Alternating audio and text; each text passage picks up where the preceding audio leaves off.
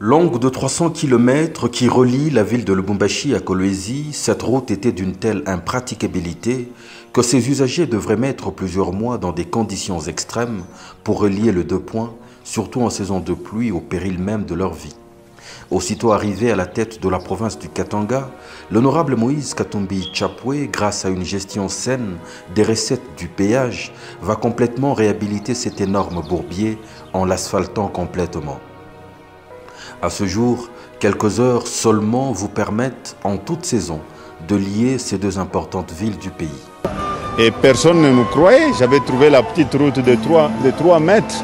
J'ai encore les archives parce que moi-même, je conduisais des camions remorques ici. Je venais à Kolwezi quand j'étais très jeune, à l'âge de 17 ans. Maintenant, vous l'avez piqué, tout kunenda. Na ula tout na soutenir, ni pas qu'à Moïse. Sur le même trajet, avec les fonds de la province, il s'est décidé de jeter un nouveau pont sur le fleuve Lualaba. Celui qui y existait n'avait qu'une capacité maximale de 10 tonnes avec une vitesse permise de 8 km/h seulement. Il était du reste fermé la nuit pour le ménager.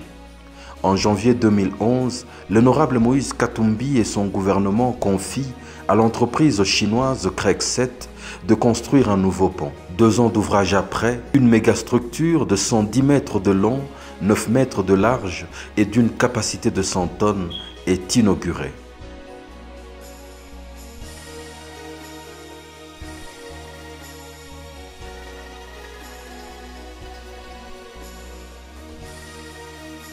Il est, en effet, le pont en béton le plus long du pays, derrière le pont Maréchal.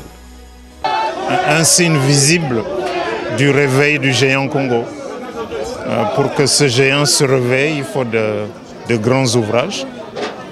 Et celui-ci est réellement un grand ouvrage.